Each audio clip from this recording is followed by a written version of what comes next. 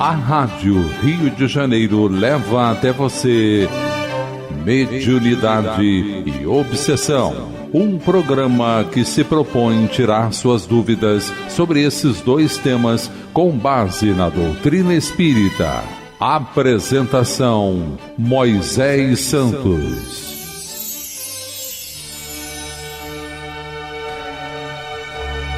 Caríssimos ouvintes da Rádio Rio de Janeiro, eu sou Moisés Santos e este é o programa Mediunidade e Obsessão. Hoje vamos apresentar uma exposição especial do Natal. Hoje que nós lembramos o nascimento de nosso Senhor Jesus Cristo, que se fez criança, nasceu numa manjedoura, o símbolo da humildade e da simplicidade, para nascer em nossos corações hoje e sempre, meu caro ouvinte. Vamos estudar hoje a Gênese, os milagres do Evangelho. É o capítulo 15 da obra A Gênese de Allan Kardec. No item 2, ele diz: sem nada prejulgar sobre a natureza do Cristo, que não entra no quadro desta obra examinar, não o considerando por hipótese, senão como um espírito superior. Não se pode impedir de reconhecer nele um dos de ordem a mais elevada e que é colocado por suas virtudes bem acima da humanidade terrestre, pelos imensos resultados que tem produzido. Só poderia ser de uma de suas missões, que só são confiadas aos mensageiros diretos da divindade para cumprimento de seus desígnios. Supondo-se que ele mesmo não fosse Deus, mas um enviado de Deus para transmitir sua palavra, ele seria mais que um profeta, porque seria um Messias divino. Como homem, tinha a organização dos seres carnais, mas como espírito puro, destacado da matéria, ele devia viver a vida espiritual mais que a vida corpórea, da qual não tinha absolutamente as fraquezas. Sua superioridade sobre os homens nunca conservava as qualidades particulares do corpo, mas a de seu espírito, que dominava a matéria de uma maneira absoluta, e a de seu perispírito, aurido na parte a mais quintessenciada dos fluidos terrestres. Sua alma devia apenas manter com o corpo os laços estritamente indispensáveis, constantemente desembaraçado. Ele deveria lhe dar uma dupla vista, não apenas permanente, mas de uma penetração excepcional e bem de outra forma superior à daquela que se vê entre os homens comuns. Devia ser o mesmo com todos os fenômenos que despendam dos fluidos perispirituais ou psíquicos. A qualidade desses fluidos dava-lhe um imenso poder magnético, secundado pelo desejo incessante de fazer o bem. Nas curas que operava, agia como médium? Pode-se considerá-lo como sendo um potente médium curador? Não, porque o médium é um intermediário, um instrumento do qual se servem os espíritos desencarnados. Ora, Cristo não tinha necessidade de assistência. Ele é que assista aos outros. Ele atuava, pois, por si próprio, em virtude de seu poder pessoal, assim como pode fazê-los encarnados em certos casos e na medida das suas forças. Qual espírito, aliás, ousou-lhe insuflar seus próprios pensamentos e encarregá-los de transmiti-los? Se ele recebesse um influxo estranho, não poderia ser senão de Deus, conforme a definição dada por um espírito. Ele era médium de Deus. Então, eis aqui as considerações de Allan Kardec acerca da condição de espírito puro de Jesus, um espírito engenheiro celeste que há 4 bilhões e meio de anos já tinha a incumbência de elaborar o planeta Terra, que hoje é nossa morada, e todos nós, habitantes da Terra, encarnados e desencarnados, somos tutelados por Ele. Ele conhece a cada um de nós, meu caro ouvinte. Conhece os nossos pensamentos, as nossas necessidades mais íntimas. Ele tem um plano para restabelecer a nossa saúde integral, nos dar um sentido para viver. Por isso é preciso permitir que Ele nasça, não só hoje no dia de Natal, mas em todos os dias do nosso viver, em nossos corações. E Allan Kardec continua acerca dos sonhos, como Jesus foi envolvido, inclusive seus pais, no processo de manutenção e administração da sua vida. José, diz o Evangelho, foi advertido por um anjo que lhe apareceu em sonho e lhe disse para escapar para o Egito com um filho. Vamos encontrar essa passagem em Mateus capítulo 2, versículos 19 a 23. As advertências por sonhos representam um grande papel nos livros sacros de todas as religiões, sem garantir a exatidão de todos os fatos reportados e sem os discutir, os fenômenos por eles mesmos não têm nada de anormal quando se sabe que o tempo do sono é aquele em que o espírito se desliga dos laços da matéria, penetra momentaneamente na vida espiritual, onde se reencontra com os que conhecera. É frequentemente este fenômeno que encontram os espíritos protetores para se manifestar a seus protegidos e lhes dar conselhos mais diretos. Os exemplos autênticos das advertências por sonhos são numerosos, mas é preciso inferir apenas que nem todos os sonhos sejam advertências e ainda menos que tudo que se vê e sonhos tenham sua significação. É preciso enfileirar entre as crenças supersticiosas e absurdas a arte de interpretar sonhos. E aqui ele se reporta à própria obra Gênesis no seu capítulo 14, itens 27 e 28. Então é muito comum no dia de Natal, em que nos reunimos com a família e sentimos a ausência daqueles que já nos antecederam à pátria espiritual. Eles podem estar em condição de saúde, de lucidez e de permissão para nos visitar. Então é o momento de nós orarmos e sentirmos a presença deles, porque não estamos sós. Você, meu caro ouvinte, que permanece vivenciando a sua vida a sua própria solidão, pense, lembre-se, não estamos sós. Esta não é uma realidade espiritual, nem com relação aos nossos entes queridos e muito menos com a presença de nosso Senhor Jesus Cristo em nossas vidas. Mas quando Jesus nasceu, surgiu uma suposta estrela dos magos. É dito que uma estrela apareceu aos magos que vieram adorar Jesus, que ela caminhou diante deles para lhes indicar a rota e parou quando chegaram. Conferimos essa informação no Evangelho de Mateus, capítulo 2, versículos 1 a 12. E Kardec elucida: a questão não é saber se o fato relatado por Mateus é real ou se não é apenas uma figura para uma maneira misteriosa para o lugar onde estava o menino, tendo em vista que não existe nenhum meio de controle, contudo, se um fato desta natureza seja possível. Uma coisa certa é que, nesta circunstância, a luz não poderia ser uma estrela. Pode-se crer à época em que se pensava que as estrelas fossem pontos luminosos presos ao firmamento e que podiam cair sobre a Terra, mas não atualmente, que se conhece a sua natureza.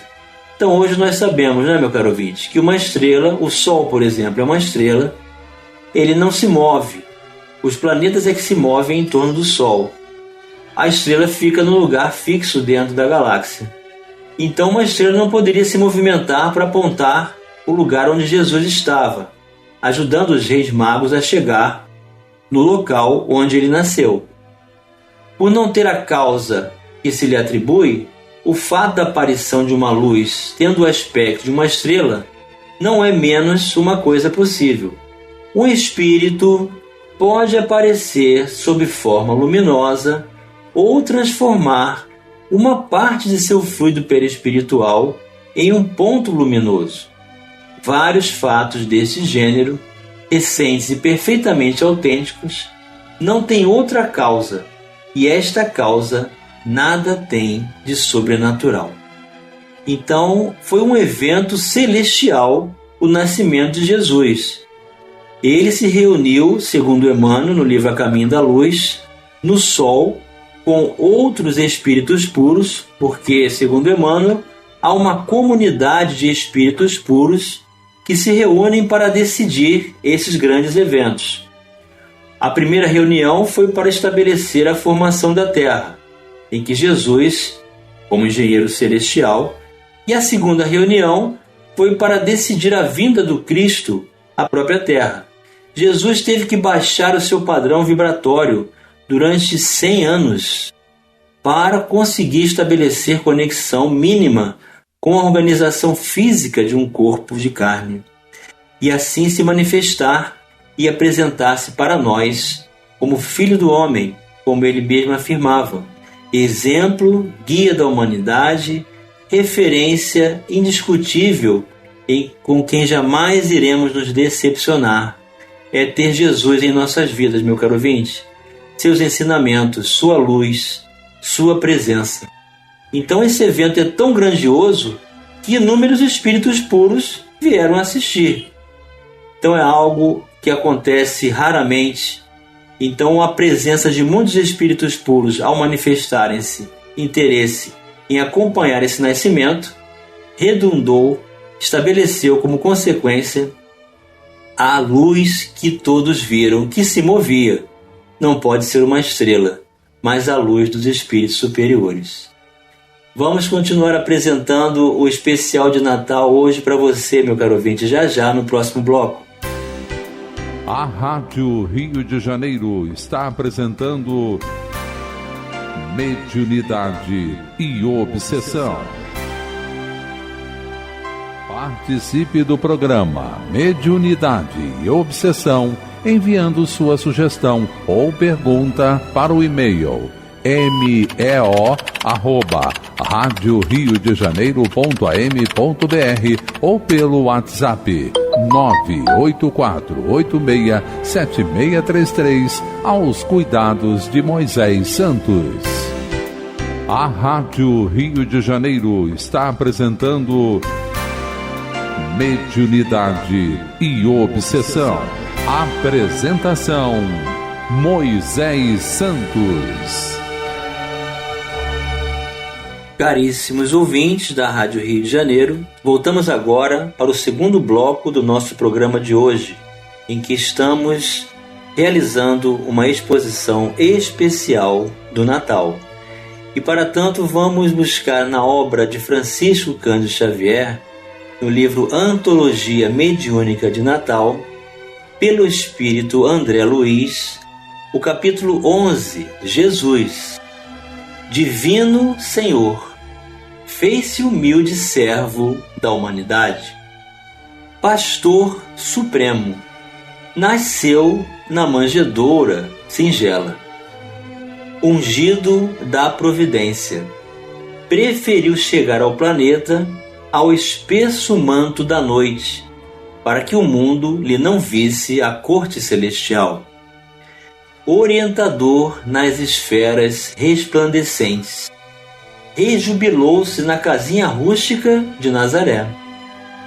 Construtor do orbe terrestre, manejou serrotes anônimos de uma carpintaria desconhecida. Prometido dos profetas, escolheu a simplicidade para instituir o reino de Deus. Enviado às nações, preferiu conversar com os doutores na condição de criança. Luzeiro das almas, consagrou longos anos à preparação e à meditação, a fim de ensinar às criaturas o caminho da redenção. Verbo sagrado do princípio, submeteu-se à limitação da palavra humana para iluminar o mundo. Sábio dos sábios, valeu-se de pescadores pobres e simples para transmitir aos homens a divina mensagem. Mestre dos mestres, utilizou-se de cátedra da natureza, entre árvores acolhedoras e barcos rudes, disseminando as primeiras lições do Evangelho renovador. Majestade celeste, conviveu com infelizes e desalentados da sorte. Príncipe do bem, não desdenhou as vítimas do mal, amparando mulheres desventuradas e sentando-se à mesa de pecadores envilecidos. Instrutor de entidades angélicas, andou com a multidão de leprosos, estropiados e cegos de todos os matizes. Administrador da terra, ensinou respeito a César, consagrando a ordem e a santificação à hierarquia. Benfeitor das criaturas, recebeu a calúnia, o ridículo, a ironia, o desprezo público, a prisão dolorosa e o inquérito descabido. Amigo fiel, viu-se sozinho no extremo testemunho. Juiz incorruptível, não reclamou contra os falsos julgamentos de sua obra. Advogado do mundo, acolheu a cruz injuriosa. Ministro divino da palavra, adotou o silêncio ante a ignorância de seus perseguidores. Dono do poder, rogou perdão para os próprios algozes. Médico sublime, suportou chagas sanguinolentas. Jardineiro de flores eternas, foi coroado de espinhos cruéis. Companheiro generoso, recebeu açoites e bofetadas. Condutor da vida, aceitou o crucifixo entre ladrões. Emissário do Pai, manteve-se fiel a Deus até o fim. Mensageiro da luz imortal, escolheu o coração amoroso e renovado de Madalena para espalhar na terra as primeiras alegrias da ressurreição. Mordomo dos bens eternos, em precisando de alguém para colaborar com seus seguidores sinceros, busca Saulo de Tarso, ou perseguidor, e transforma-o no amigo incondicional. Coordenador da evolução terrestre, necessitando de trabalhadores para as missões especializadas, procura os Ananias da fé, os Estevãos do trabalho e os Barnabés anônimos da cooperação.